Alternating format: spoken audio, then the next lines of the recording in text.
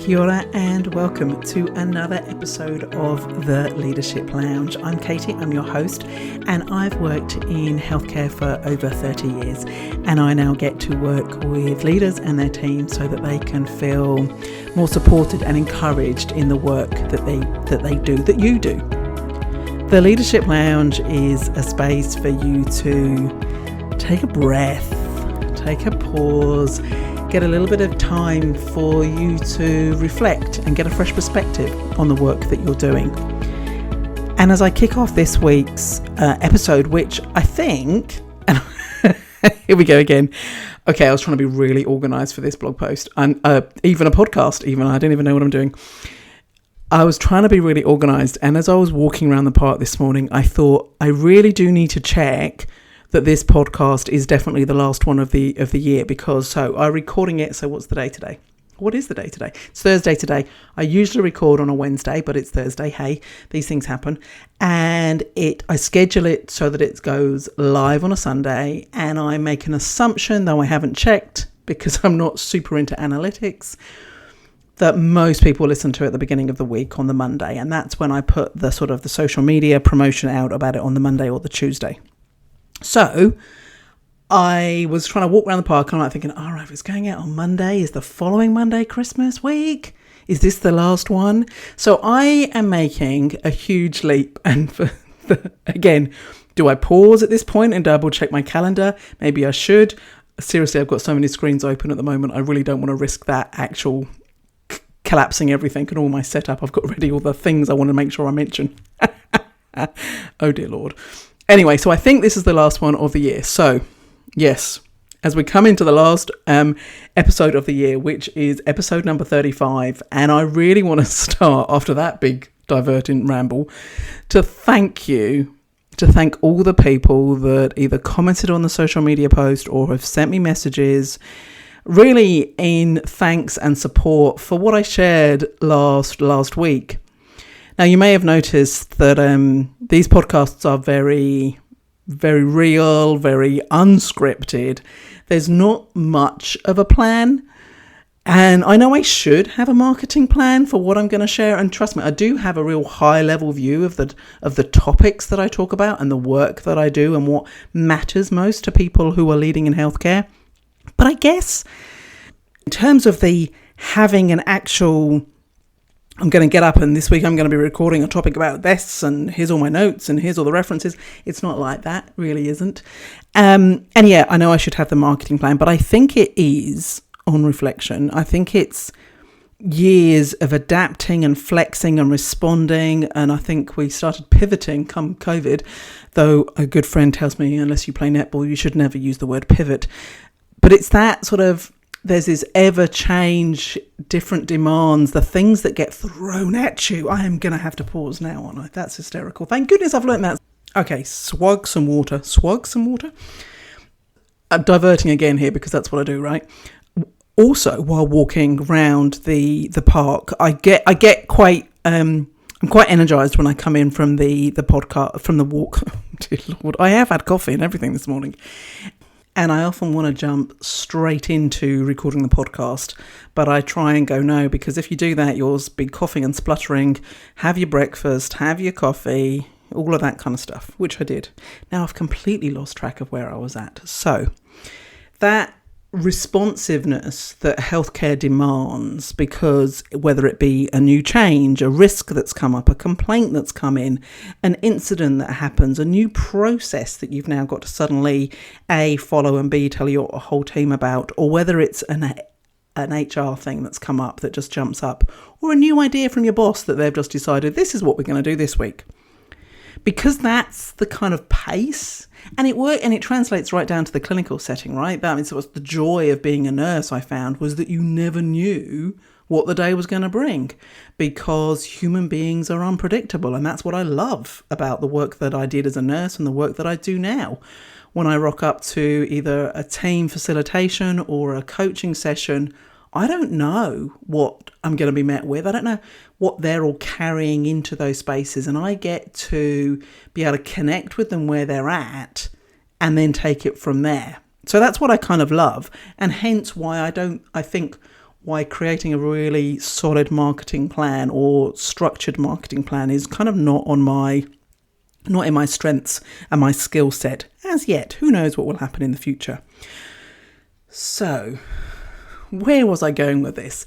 These are very in the moment recorded podcasts. There's not this super detailed plan around stuff. And so last week's sharing of how I was feeling and the tactics I was using to sit with that discomfort and also work through that discomfort was what I wanted to share, because I also know that as human beings, these emotions that we have are a shared experience. I'm not the only person to have ever felt those things. And a lot of my work is around taking what I have learned or particularly made a mistake over, and sharing that with people so that you can pick something up to make your lives a little bit easier. At the very core of it, it's about making your life a little bit easier if I can. And so I noticed as I was coming into this episode, I thought, okay, how do I follow on from that? So I did want to thank everyone. So real appreciative, heartfelt gratitude for all of you that have reached out and told me something and made a comment. It really did give me a sense of connection and hope and encouragement. It was really lovely. Thank you. What I noticed as I was reflecting on that was that I'd fallen into two traps, I think, that are definitely supported that spiraling downwards of all the negative thoughts that I have. And the first one was this idea of comparison. And I think in a very hierarchical system like healthcare, it's easy to fall into that. It's like, why have they got that job and I haven't? Why are they doing so much better than I can? Why can they do that and I can't? Why are they getting onto that team and I'm not? It can be very easy to fall into that idea of comparison and thinking, I've got all this experience. Why are they choosing them and not me? And there's this great quote who I have just double checked, and it is from Theodore Roosevelt around comparison is the thief of joy. And I'm really intrigued by that, because I think in the age that we are living in now, particularly with social media, and I will confess I would compare myself to other people doing similar work on LinkedIn, and I'd be like, why am I not doing that? Or why have I not done that yet? Or that's what I'm saying. Why are they getting more attention than I am? So that was definitely one of those traps. And what I think of in that space is an idea that comes from Simon Sinek's book, The Infinite Game. Now, I've mentioned this a few times, and I think definitely on the list for me to either reread or delve into a bit more next year and share some more ideas from it. But it's his idea in there is this idea of a worthy rival. And it's a complete reframe on this idea of, in the book, he's talking more about competition, but I think it translates into comparison as well. So it's this idea that worthy rivals, we're not in competition, but we can think of them as worthy rivals who can help us become better players. So the context is around playing a game, and the fact that healthcare is not a finite game. There's not an end point. There's not a win-lose thing. This is an infinite game that we are playing. This is an ongoing thing. And so we need to shift our certain mindsets, certain attitudes, certain approaches, and having a worthy rival rather than thinking of competition or comparison is a useful frame for that. And if I put that into the context of the changes that are going on in Te Whatu Ora right now and across various different healthcare sectors across the world, I think it is a useful thing. We can get very competitive, particularly when we feel that there is a scarcity of resources. So if there's only so much money, I need to fight for them, for my team or my profession, so that we get them because we're so in need. We can very easily fall into that trap of competition. So that idea of comparison, competition was one of the traps that I fell into over the last few weeks. And reframing that to think about worthy rivals to inspire me to be better is a better frame on that. But I think that is definitely, I know I'm always saying I'm adding things to the list of topics. Can I just be honest here? Confession time. There is no list. Well, there is, but it's not as ordered as like here's the list for podcast ideas. I just have this bucket of stuff that I want to share and give and talk about with you. Anyway, The second trap I fell into was a trap of ruminating rather than reflecting. One of the things I have noticed from doing this podcast and sharing the tips and the ideas and the lessons that I pick up is that I'm often talking about this idea of a line that we walk on. And it's similar. It's the concepts around being able to think in dualities, to be able to think in paradoxes. And it is actually quite, I guess, one of the more advanced mindsets as a leader, being able to hold these two judgments, realizing that it's not black and white, that it is shades of grey, and that we need to find this line. And there is times where we move more to one side and more to the other side. So what I did over the last few weeks was fall off that line, really, and into this space of ruminating. Now, I wrote several years ago, I got slightly obsessed by the word of ruminating and really dug into it. And it comes from the word of, the formation of the word or the origins of the word are about the act of chewing the cud. And it was this idea that it was about you're chewing and you're chewing again. And it was about cows regurgitating and then re-chewing again. So that was quite joyful, finding out all about this stuff around the re-chewing of stuff. So that's where this word rumination has come from. And so rather than allowing yourself to be propelled forwards when you're reflecting or thinking about stuff that's going on or what's been happening, you fall very much into this negative downward spiral that produces regrets and produces anxieties. And it is usually associated with more of the negative feelings like I was talking about last week. So I fell off the reflection space and into that rumination space. So that was my second trap that I fell into. And I think that's a useful point as I come to the final episode of season 2 for the Leadership Lounge and as we come to the end of the year, this idea of reflection.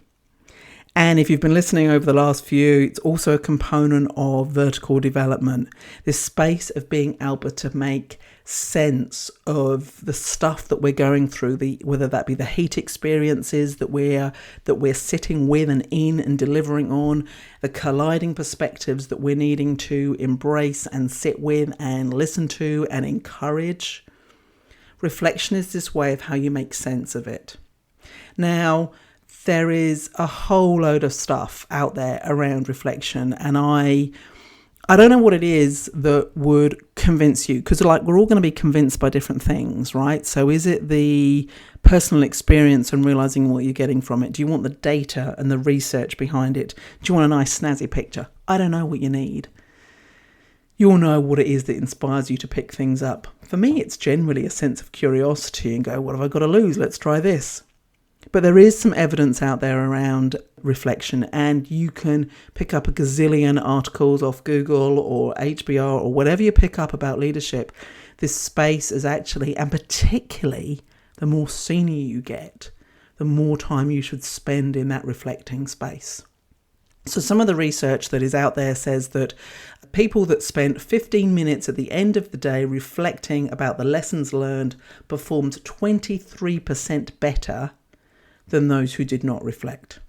So a 23% improvement on your performance, that ain't to be sniffed at. Or even if you're cynical or go, it was in a call center that doesn't really relate to my setting. Even if you're cynical about it, what if it was half of that? Who knows? There was also a study done of commuters who found that if they were prompted to use their commute to think and plan for their day, to think about and plan for the day, they were happier, more productive, and less burned out than people who didn't. So just those two facts alone around the fact, could this make me perform better? And also, could this help my team perform better? That would be another thing I'd be thinking of. Is this going to make me happier, more productive, and less burned out? I'll give it a go. What have I got to lose? So there's kind of some of the research-based arguments around reflection. I just really enjoy that curiosity space of the different prompts or different questions that could use to get me to think about my day. Because there are so many different ways that you can do reflection. And I really wanted to end this year and this season talking about reflection and really the power of it, the reasons why we should be doing it, because it does give us that space to be better, to be able to go back and not fall into the beating ourselves up and the, oh my goodness, why am I bothering? Because everything's so terrible and everyone is so much better than me, dropping off that line and into the ruminating negative space.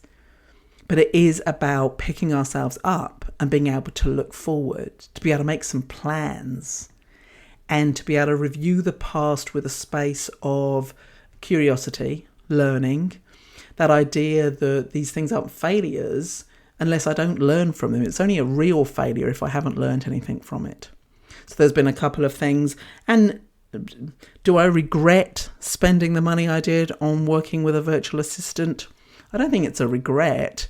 I think I learned a lot about what support I actually need and what is going to be most beneficial to me. I learned a lot about working alongside somebody in this context and that I'm currently in. So that would be one of the things I would be looking back on over this year and go, okay, what did I learn through that? And what am I going to use from that to take it into the future, into next year? Because being a one-woman show has its challenges. There are some advantages of it, no doubt, but it also does have some challenges. So what is it? So I have learned a lot more about the actual help that I need rather than the help I thought I needed. So that was a really interesting small example of reflecting rather than ruminating and sitting there going, oh my goodness, I spent all that money and what did I get from it? I'm not using them anymore. This is all. Why did I bother? You know, the difference there. It allows me to go forward. And you know, there's a lot of talk at the moment. They're like, it's tough, right? Wherever you are working, whatever you are doing right now, it is tough. And so there's a lot of people like, let's just hang on till 2025. Let's just survive till 2025. I know the people who are working in healthcare are not thinking like that because they know 2025 is going to be just as tough, if not tougher. There is going to be increasing demands. There's going to be, if you're in Aotearoa and working within the public system, there are more restructures, more changes coming. People don't know if they're going to have their jobs. We don't know what the teams are going to look like. We don't know what the structures are going to look like. There is a lot more coming. So people don't have that sort of sense. And so that's why reflection at this point is even more important. Because you need to be able to have that space of looking forward and planning regardless of what is going to go on, regardless of what's going to happen. So as we're wrapping up and coming to the end of the year, I've got a couple of questions that I just want to test out on you, just for you to try. Just a couple of, I've got a gazillion different ways of reflecting, and I love running shorter reflection practice series with teams because we get to test out different reflection tools to see what works and what doesn't work. And so I've got just 3 questions for you today. But before I get to those 3 questions, I also every year I create a workbook. It used to be called Wrap Up Your Year, but I've changed it because I review it every year. And when I reviewed it this year, I realized one of the points of difference with it to others, because there's a lot out there, and in all confession here, time again, I generally do 3 of these types of books. I do my own because I don't just produce stuff that I don't use. So I do my own. I have curated those questions because they have helped me as a leader in healthcare, and I have continued to use it. I do one that has a more business finance focus because that is a space of learning and development for me, and I need to have that very specific kind of focus. And I also do one from a woman called Suzanne Conway, who I mentioned a couple of weeks ago. She's the lady that does the lady. She'll crack up if she hears herself described as a lady.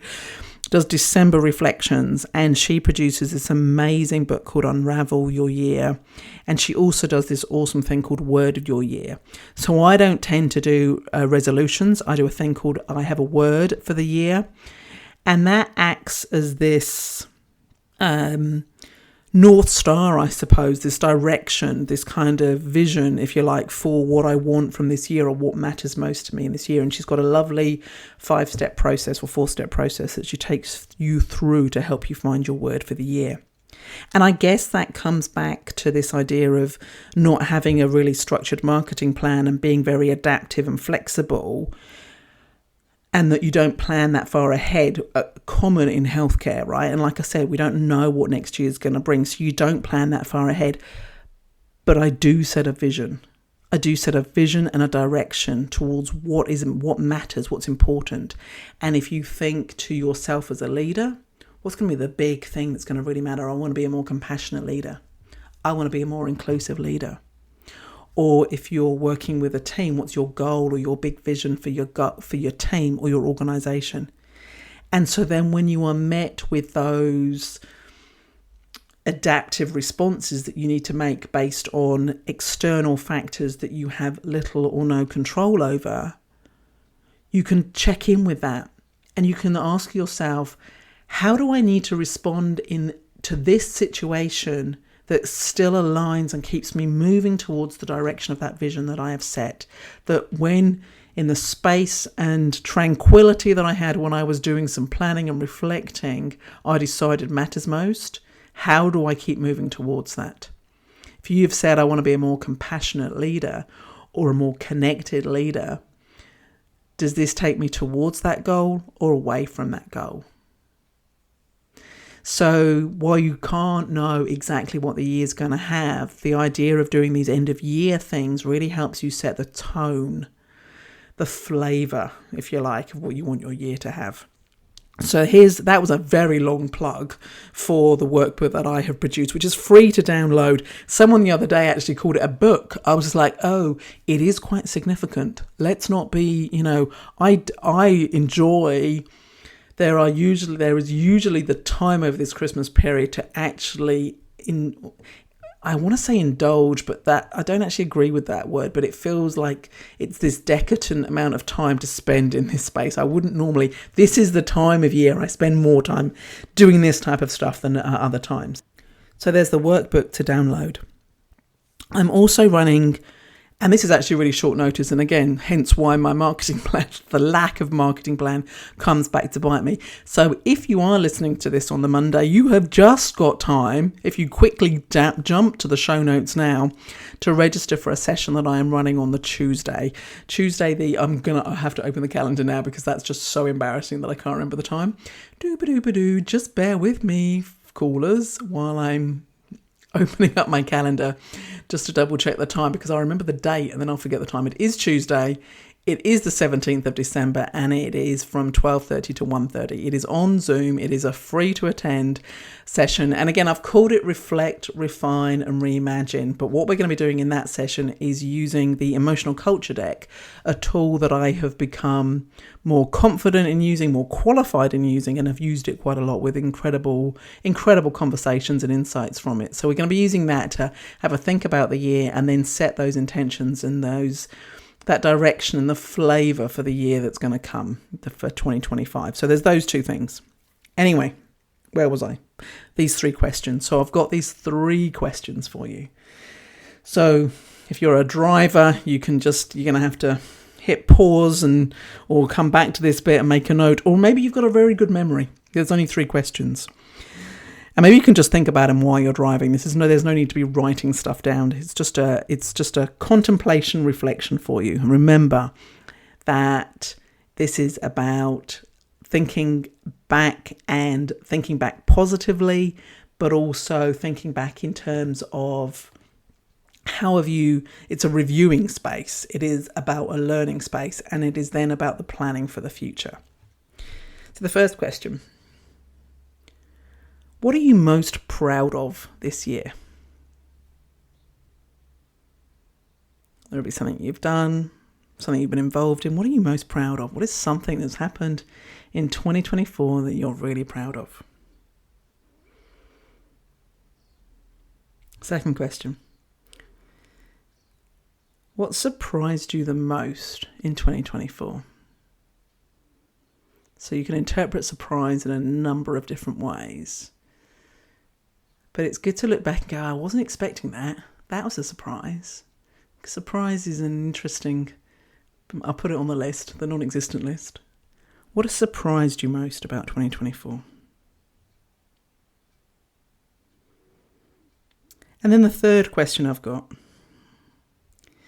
if you were to carry on with all the habits, the way that you work, all the things that you are doing currently right now in your work, let's focus in the workspace for leading in healthcare. If you carry on with all the habits, the way that you're working, that you've done this year, when you get to the end of 2025, what will that look like? So if you carry on doing everything exactly the same way that you've been doing, what's it going to feel like, look like? How are you going to feel at the end of 2025? And if you want to, you can go, if I carry on like this, what will I feel like, look like, be? What will my life be like in 5 years' time? Now, that question always kind of gets me slightly uncomfortable because it challenges you to really recognize what's working and what are the things that you know are not serving you and not helping you. And so it is a gentle invitation to stop and go, okay, what does need to change? So it creates this opportunity for you to plan for the future. So if you carry on with doing everything exactly the way you've been doing this year, what's it going to look like at the end of 2025? And does that delight you or does that worry you? So it's been taking the great things that are working and what are the things that you can go, okay, no, that's actually not helping me. I'm going to just leave that in 2024. And that's the flavour of what's in the workbook, but also what we'll do in the session. And the other plug is that at this point, if you've got to that question, you've thought, oh yeah, I need to change some things, and you believe that investing in yourself is worthwhile, which it is, I'm running a special package price for subscribers to the No Jedi email. So you've got time to sign up now and still get that special price for some one-to-one coaching with me, where you can really unpick those things and set yourself up for the 2025 that you want, so that when you get to the end of 2025, you can go, yeah, I did pick up that, I dropped that, and that was useful. Yeah, there'll still be lessons. We're all works in progress, right? Okay. Oh, I'm so glad we've hit according to my little thing, we've hit the 27 minute mark, which is my kind of, you can't listen to me for longer than 25 minutes. So let's do a little bit of cutting out the ums and the ahs and the long pauses that I've had along the way, where I forgot how to press pause. And I will say thank you so much. Starting the podcast was one of the biggest surprises of the year for me, and one of the things I'm most proud of. I think it's been a delight to do. It's been a delight listening to your feedback, and I have really enjoyed the learning that I have gone on, and I know there's a lot more that I can do in this space, and I have got a few ideas. So thank you so much for listening along through the year, and I wish you a lovely break, a lovely holiday, whatever it is that is special and that you enjoy and do over this time. If you are working, I hope that there is joy, Christmas decorations, and that you still get that time off, those days off that you can really enjoy this time of year and the summertime in Aotearoa. If you are listening around the world, because now Spotify Wrapped has occurred, I know that I have listeners in 10 countries around the world, which is very, very exciting. So if it is not summertime, enjoy the coziness and the snugginess that a Northern Hemisphere Christmas and New Year period brings along. Enjoy those moments. Thank you again, and I will be taking my little break, and I am very excited. I will be very excited to be back in 2025 and sharing more with you in the Leadership Lounge. Take care.